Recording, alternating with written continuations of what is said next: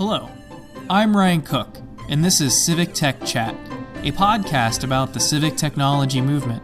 We seek to harness the power technology has to improve the delivery of public services to people everywhere. Amy, thank you so much for joining us here on Civic Tech Chat. Could you introduce yourself and tell us a little bit about what you do? Hi, I'm Amy Wilson. I am the author, founder, and CEO of Empathy for Change. And the book that I wrote was called Empathy for Change, How to Create a More Understanding World. Amy, what would you say is your personal why? You know, that thing that drives you to get out of bed each morning and do what you do.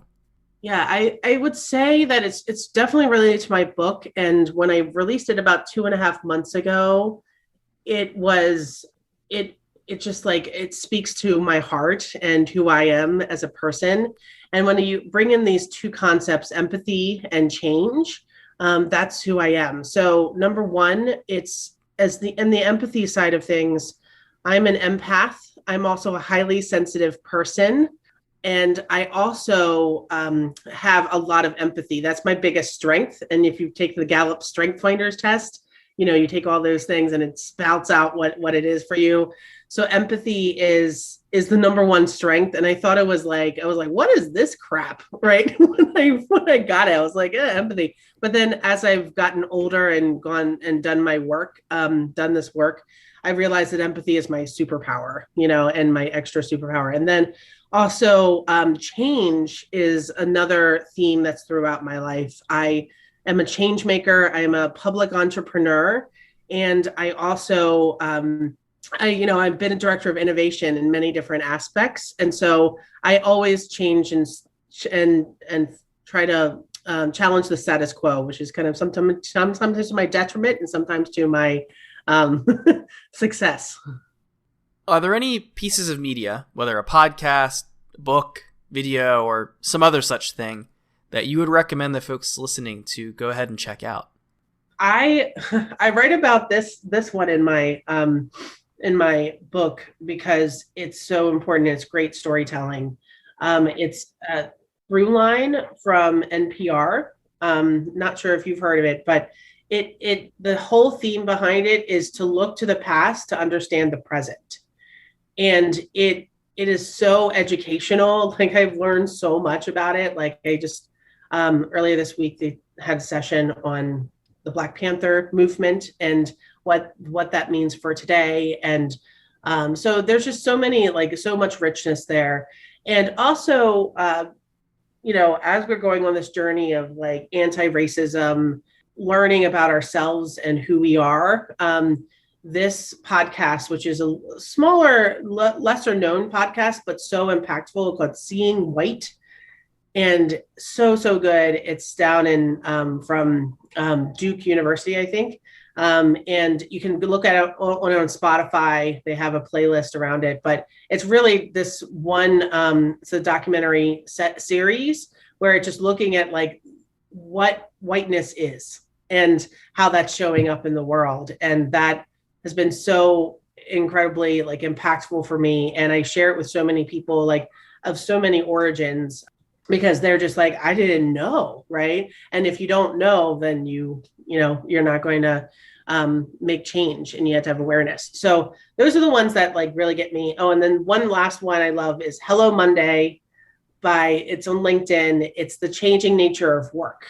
And it's a conversation around that. A lot of these are podcasts, but yeah, those are the most impactful things for me right now, especially in the pandemic. I think this is a good time for us to switch gears a bit, and we can start talking about, I guess, like the main topic for this podcast episode.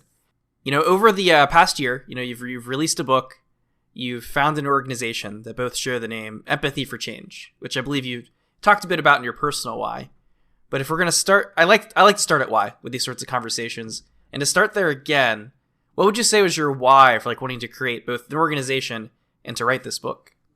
I know there's lots of indicators, and a lot of people have been talking about it, that we have a big empathy gap, especially in the United States.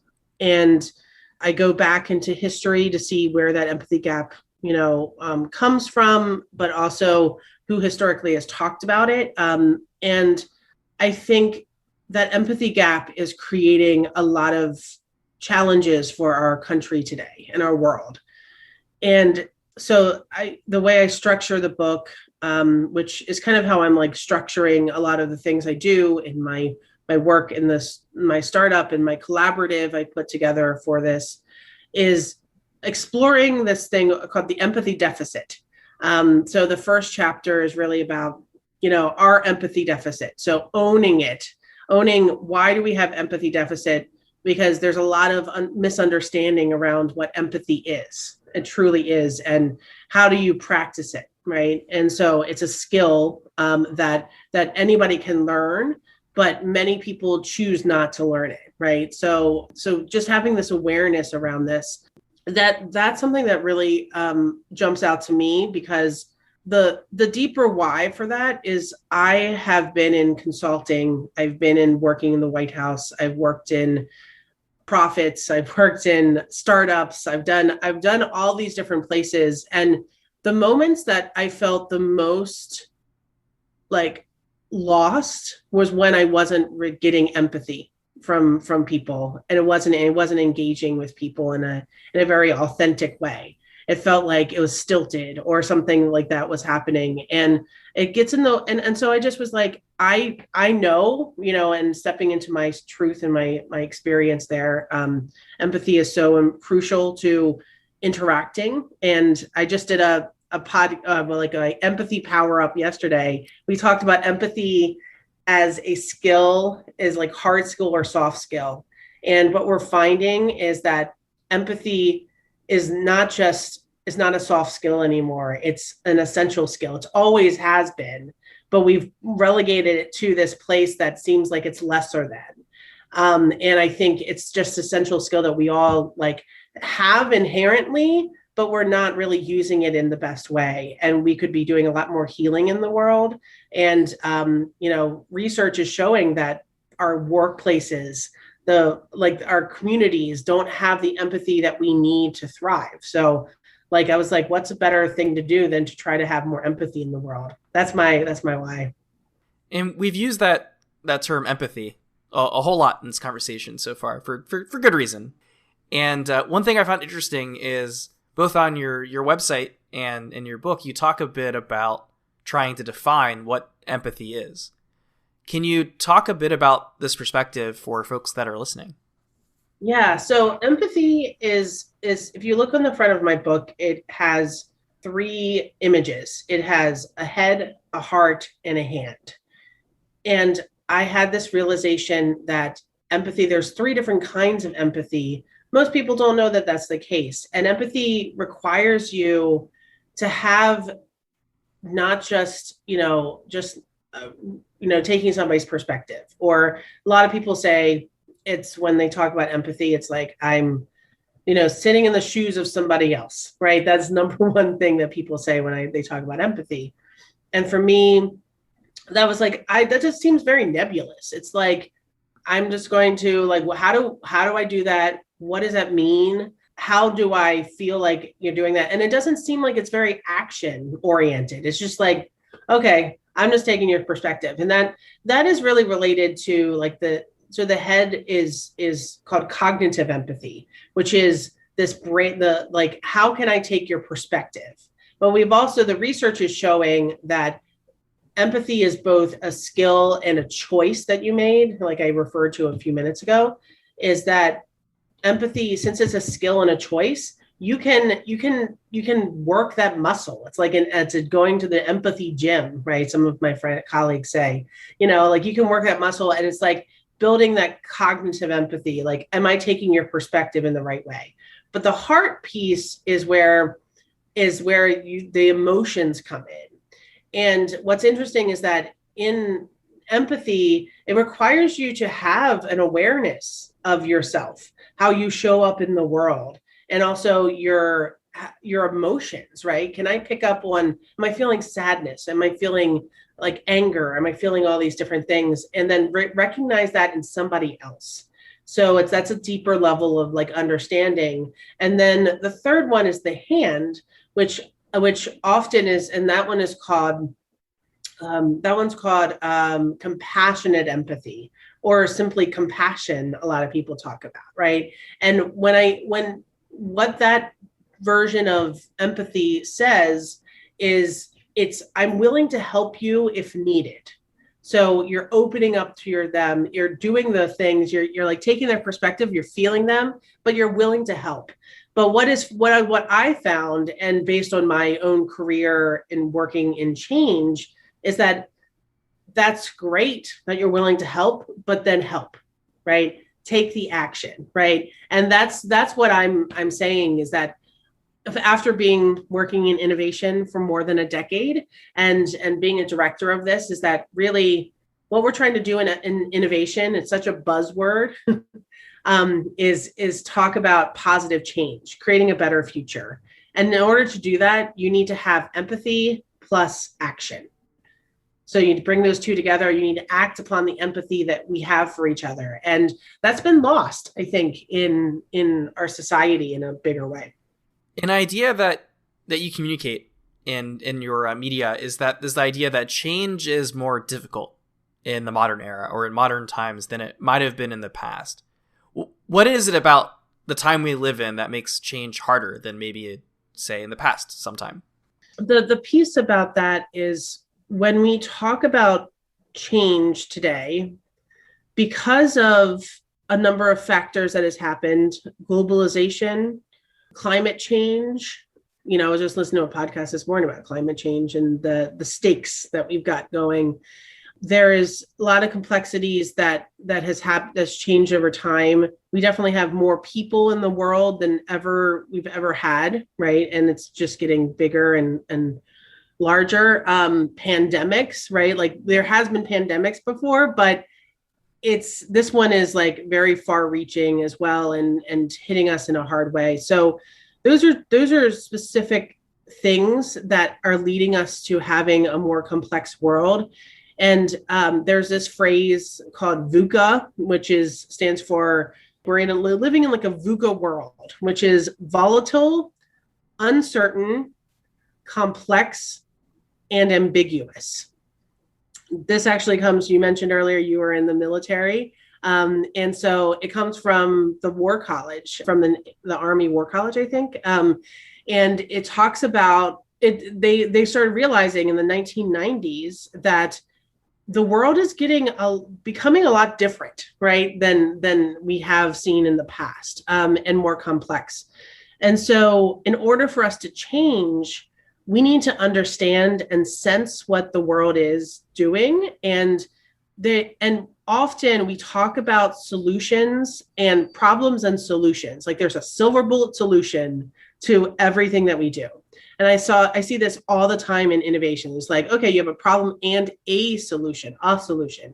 But what I talk about in my book, and the people that I talk to from across the country and the world mention that it's not just a silver bullet solution. It's a compendium of solutions. It's approaches.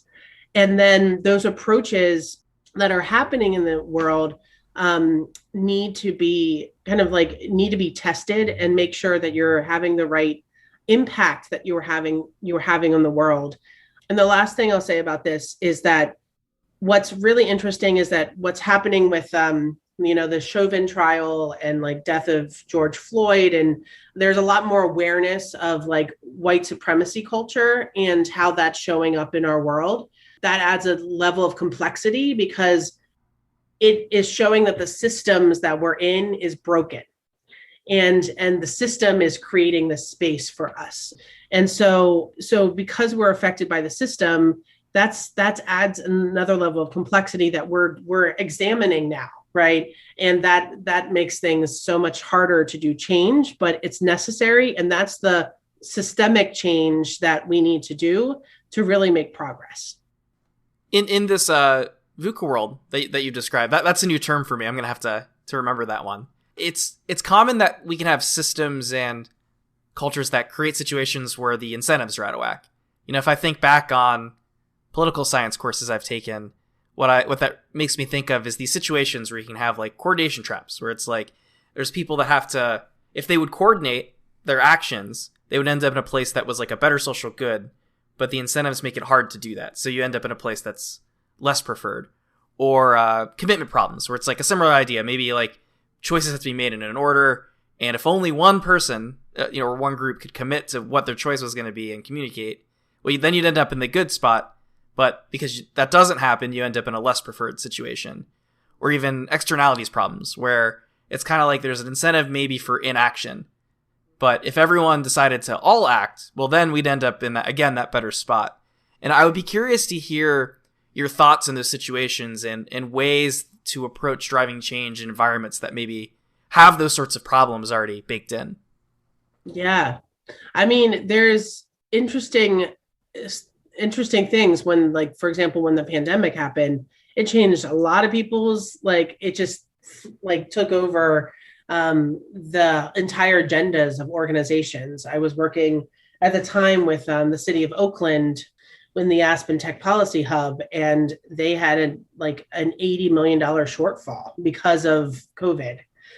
So when I think about that in a bigger way, externalities, problems that push folks towards outcomes that aren't ideal, that's what's interesting, is that what I've learned in teaching innovation, working in innovation related work, is that we have to live in, there's some other works that is important, is to be everybody talks about being agile, right? And agile, and that comes from development. As a developer, it's just realizing the way, one big example is being the difference between waterfall and agile is kind of how we need to manage the world, right? Waterfall, for those who are on the podcast who don't understand the difference between those two things in development, is that, waterfall is being you create requirements up front and you say, these are all the things that this thing needs to have, that I'm building. And then you pretty much build it over time. And then in the end, you have, hopefully, right, have that thing that you create the requirements at the beginning is what you have at the end. But it does not create a space for these externalities. It does not say that this, the direction needs to change because, a pandemic hits, right? So what if a pandemic hits in the middle of this thing and you're like, oh gosh, we can't do the things that we had hoped for. On the other end of the spectrum is agile, and this agile development is talking about, you might have at the beginning a series of things that you which they call a backlog of activities that you want to do. And you kind of envision what you think this is, but it's a lot of working with agile. And then we also have lean startups concepts of building something, measuring and learning from that experience, which is a lot of this, when we talk about change. So you build something and then you test it with people and you measure the effectiveness of what you do. And it's like a dialogue, I would say, between you and the people that are using the work that you do and the things that you have. So yeah, for me, it's that agile mindset is so necessary. And you're going to build this thing over time, but then you allow for those externalities to come in and to have a gut check, right? So, and often, this is related to something I was saying earlier, is we have an intention, but then the impacts that we have, often we don't measure as much as impact, especially when we talk about human-centered design. There's this desire for us to have this intention to have impact, and then if we don't measure the impact and how it's affecting the system and the world that we're in, then we are creating in a bubble. And I think that's something that we need to talk about. When we're dealing with these externalities, we need to be able to work on our sensing. And there's two activities that I mention in the book, where it's called the OODA loop, which is also something coming from the military, which stands for observe, orient, decide, and act. And it is is it very in that space of being you're observing, all right, make your gut decision, you orient yourself, what is this? And then you decide upon the course of action, and then you act upon it. that's a activity. And then there's also this framework called Kinefin, which is Welsh for habitat. And it is this great framework that shows that talks about we're in this world where it's like on one side is an ordered world, and then the other side is an unordered world. When we're in VUCA, sometimes we're in an unordered space. So it's like 4 quadrants. One of the quadrants could be chaos, right? Which is where everything's unordered. And this is just one example, and there's 3 others in there, but not to overwhelm everybody with theory here. But if you have this space where you are in a space where chaos is happening, you do not have a mindset for how chaos is happening. So in the middle of a hurricane, for example, everything's topsy-turvy. You just have to act and then see what patterns emerge over time. And then you can, so it's that responding first and then finding patterns. But if you're in an ordered world where you can understand what's happening, it's different where, So the ordered world essentially talks about how can we can, if we have best practices, we can use that. A theme I've noticed in your work seems to be this idea that storytelling can be an effective tool for building empathy. Is there an approach to doing this that you've come across in your time in this work that you've seen as being especially effective? Yeah. Well, storytelling is so important. Definitely. One of the things I didn't mention earlier is I on the side I've worked in a documentary film organization in DC to help people tell stories of other people. And then also there's an organization in DC that I've been involved with for many years called Story District. And it's the whole theme behind that is us sharing our personal stories, getting up on stage. Like Story District there's a theme and people tell stories based on that theme. And I have been steeped in that kind of world for about 15, almost 20 years now. And being in a space that allows you to share your story just is like, there's not a lot of places that have that today, right? That have a place where we can come together and say the power of an individual story and everybody else's stories that are out there. So when I think about that, like that's the culture. And when I look at, the aforementioned like lack of empathy in a lot of our workplaces, there's an absence of story. There's an absence of work that we see of personalization. So I think when we talk about, something that's especially effective is being able to share pieces of yourself and aspects of yourself through story is important in the workplace.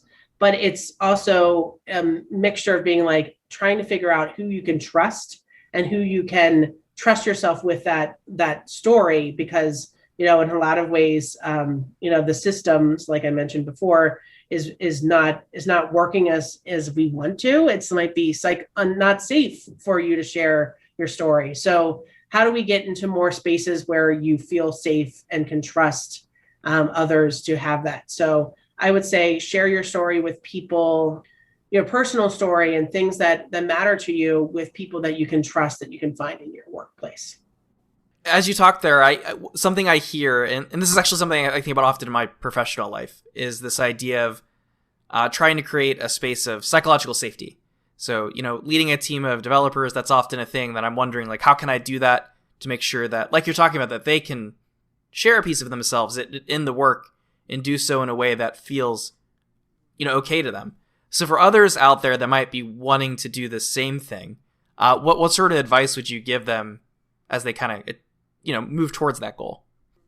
So towards psychological safety, I think number one, find people who are authentic. I think and authentic and listen. And those are the people that you want to spend the most time around, because you don't necessarily feel like you don't feel like you are that person's going to stab you in the back, or or like that person's not going to take your idea. But it's hard to suss that out in a workplace, right? And so it's hard to trust that freely. But I think, as we see with empathy, for example, in empathy, people, you can sense, in your gut that you're not getting empathy from somebody, right? So a lot of it is just like, let's get in touch with ourselves, in our mind, like and how we feel, right? And feel in the moment with people. Like if there's something, like I've met so many people who I'm like, I don't really inherently trust this person. There's something about this person that I don't trust, and my spidey sense is coming out. So I think that's something that, like, to be in touch with that.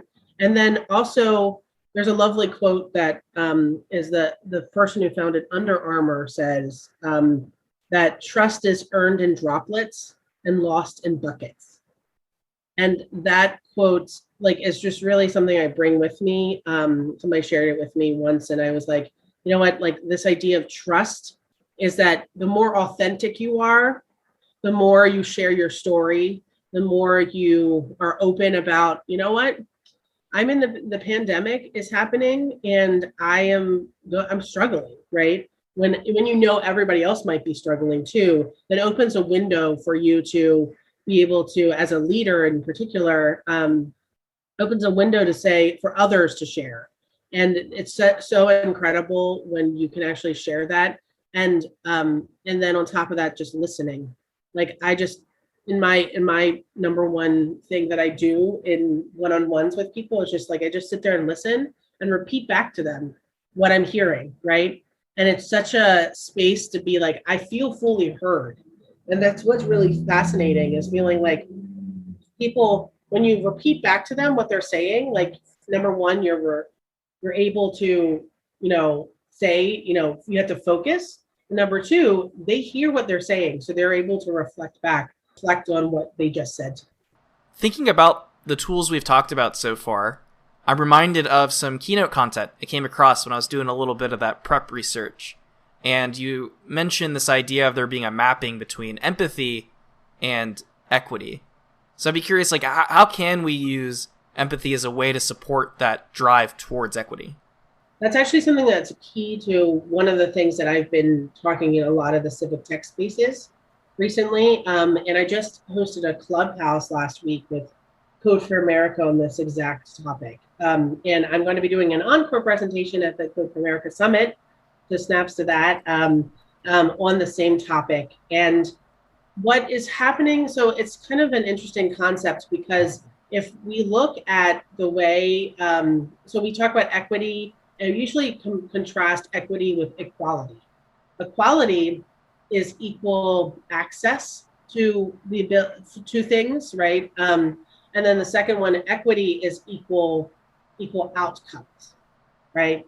So they're not the same thing. So that goes into impact. Like equity is really the impact that our policies have, our projects, our services that the government has. And so one way that we can look at that is like through the lens of empathy. If you really take empathy to this place of being like, I'm here, like I said before, the head, the heart, the hand mentality, instead of just being like, oh, I'm just gonna put myself in your shoes. That's not helping anybody. That's not, changing the world in a good way.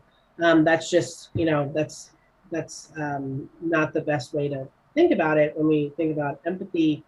When we think about equity in particular, there's this idea of humility, is also, or being humble is really important, like to come with empathy, is realizing that idea of humility is like, I'm not better than anybody else.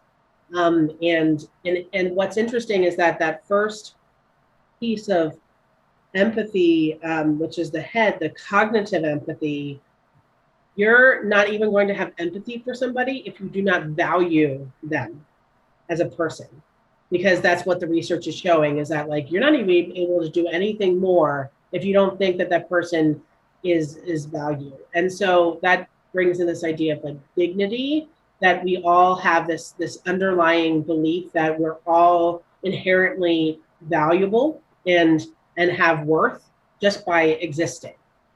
And I think in a lot of the discourse that we have is that it's always an us versus them mentality. It's like either or, like especially when we go to the insurrection that happened at the Capitol, there's this mentality of being like there's somebody who's right and there's somebody who's wrong.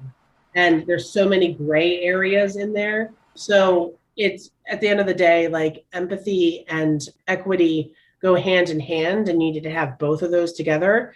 Because when it comes to equity in particular, we need to be able to like understand, in design in particular, when we're doing civic tech, is that when we're designing something, we need to have this equity lens that allows us to say, number one, we are aware of the power that what we do has. And number two, we're looking at the agency of the people who we're engaging with. Often it's very vulnerable populations, like Medicaid as an example, is like you're working with people who are very poor in this country. And how can we help give this agency to people who are on the ground, who are to change the world around them? And that's where the change comes in, is like we have the power to shift. We have the ability and power to shift the power to people who are on the ground, to give them more say. And as designers in the civic tech space, we have responsibility to make sure that what we hear, change does happen, right? Because if nothing changes, you're just using that person. You're just using that story. And that story is valuable and important. And we need to be able to like make real change that happens in the world and real progress. And, we're starting to do that a little bit more with civic tech, but I think that's where the equity and empathy comes hand in hand, is that the more empathy you're going to have and the more, community you build, the better off you're going to be, having that shift to power dynamic. Way back at the beginning of our conversation, there were a couple of roles you talked about, and I do want to maybe dig in a little more and hear a little bit more about those experiences. The first one of those that comes to mind is your involvement in the Aspen Tech Policy Hub. In my research beforehand, I saw that you worked on something called the People-Powered Policy. I gathered that the initiative sought to use technology to improve the connection between city government and constituents. Can you talk a bit about what that experience was like, developing a program like that, and maybe tell us a little bit about it? Yeah, absolutely. I'm inspired, connecting back to the equity that we just had conversation. I'm inspired by one of the people I profile in my book called Antoinette Carroll. She created this organization called the Creative Reaction Lab, and trying to tackle issues of systemic racism and redesigning these systems. And so I was inspired by her to go and apply to the Aspen Tech Policy Hub, because I realized, how can I take that one step further? How can I take these ideas of tackling big systemic problems and using that to affect policy, which, like I mentioned earlier, the people who shape policy shape the world and the world around us. And so I just thought there was like a loftier goal that I could reach with this. And so people-powered policy is at the heart of that. So the idea behind it is the nature of storytelling and the importance of storytelling, to actively participate, to have people who are affected by the policies actively participate in shaping the policy. So, there's two sides to people-powered policy. On one side, there is a website that we envisioned and did some mock-ups on, that shows this is what the website might look like. So you can collect stories, you can collect thoughts and questions about a topic area that might be important. So one of them we had in Oakland, California, where I was testing this out in, is housing is a major problem there. And so what if we had a space where people can talk about, what are the stories, what are the questions, what are the concerns that they have around housing, so that you can have a direct line from the city government to people on the ground. And it's not just requiring us to take these stories, but it's also taking things like, what are people saying on social media, using like artificial intelligence to understand what are people saying in Twitter, on Facebook, on LinkedIn, et cetera, mostly on Twitter and Facebook, about these different topics, and how do we create this space where we can be well informed about the policy that we are going to be writing, right? Instead of requiring people to come to City Hall, and especially in a pandemic, that's majorly challenging, right, to bring people to City Hall. But that's the current dichotomy, is being like, there are people who can't afford, or don't have the time, or don't really, aren't engaged with the civic side of things. So we're requiring them to come to City Hall and participate in this policy making. But there's so many reasons why they're not, right? So we talked on both sides of the aisle. We talked to people who are affected by policy, in the most vulnerable places in Oakland. And then we also talked to city council members. So the second piece of people powered policy is focusing on how do we get the city government to say, I want to change my digital engagement practices and the work that I do. So a big chunk of this was changing policy just so that we can have a digital engagement strategy, so that we are going to go into, from the government side of things, to say we're going to lean more into the digital engagement so that we can have a website that allows this policy to be written. So it's like that's what we found out in our short time when we were in Oakland before the pandemic hit, that there was two sides to this story. It's not you just create a website and then policy will change. It's creating a bridge from the website and the stories that are there, to City Hall, which then can shape and inform policy. The other initiative that you mentioned way back at the beginning that I think also is reflective of the skills and like the tools we've talked about is your work that you did in Presidential Innovation Fellowship, I believe, was when you did the Better Government movement, which I believe you helped found. And that seems to have the goal of trying to like empower folks that are in different agencies of federal government to be able to affect change in those organizations that they're in, which sounds a lot like this kind of innovation space work that's been a theme in like our conversation so far. Can you talk a bit about that initiative and the sort of work it does? So Better Government movement, one big thing I learned from my experience, that I brought into my work as a PIF, when I worked at Booz Allen Hamilton, I realized that empathy is really key in the work that we do. But in order to really make change happen, is culture change happens because of a movement and not a mandate that happens. That's a big thing that I learned in my Booz Allen days, is being like, you know what, you can, and that's a key part of change, right? In a lot of ways, people will change themselves, right? You can't force people to change. Right. And that's something that is really fascinating. And so I really took that to heart when I heard that idea, or thought about that idea. Is like, that's why I call this a movement, because also, as we were transitioning between the Obama to the Trump administrations, we started talking about this word innovation. Might not be something that like this new administration might embrace, because it might be tied to the last administration. So we started thinking about like, what are the outcomes we're hoping to have?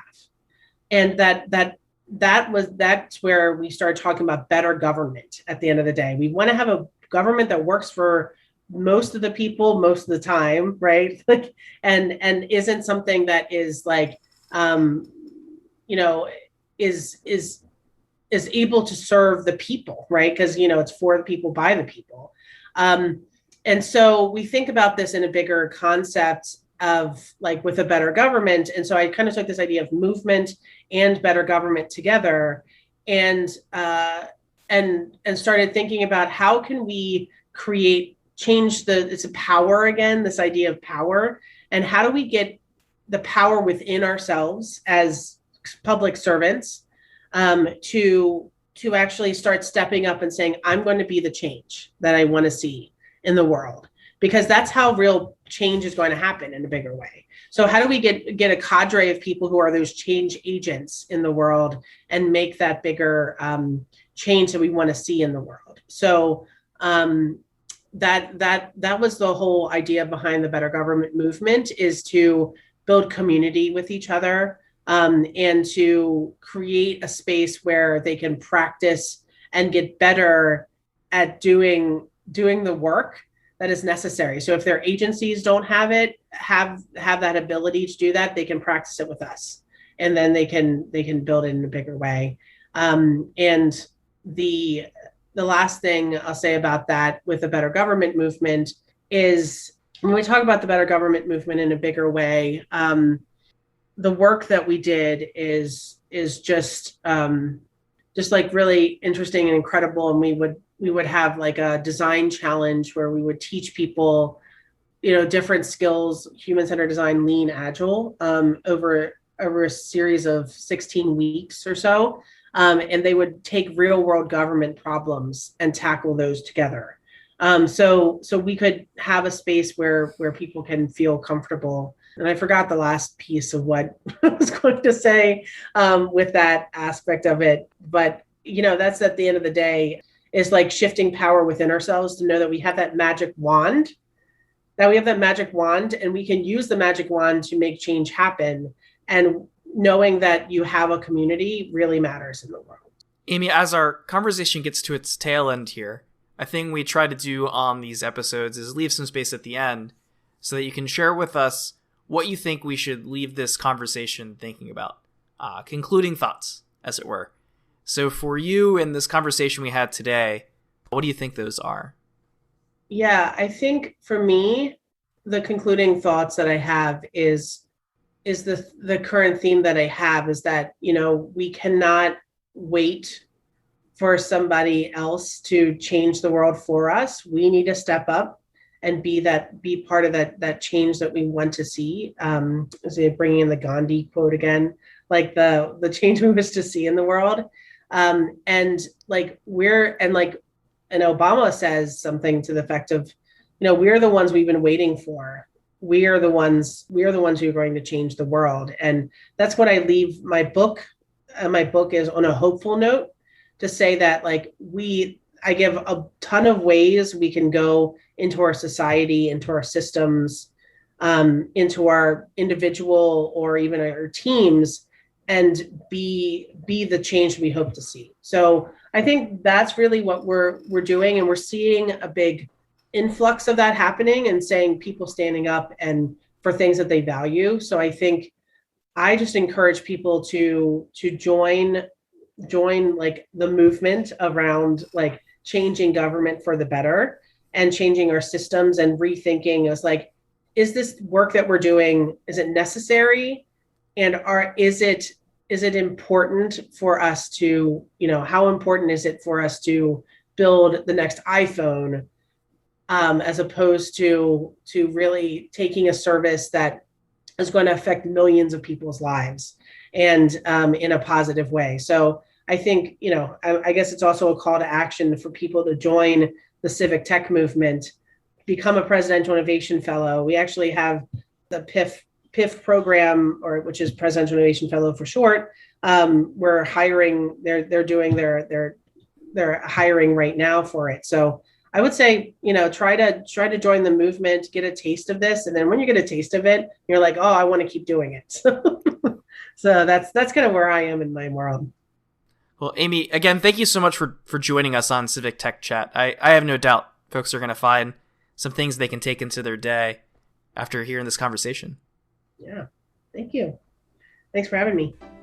You can follow us on Twitter using the handle @CivicTechChat. Visit us on the web at civictech.chat, or subscribe to us for content updates wherever it is you download your podcasts.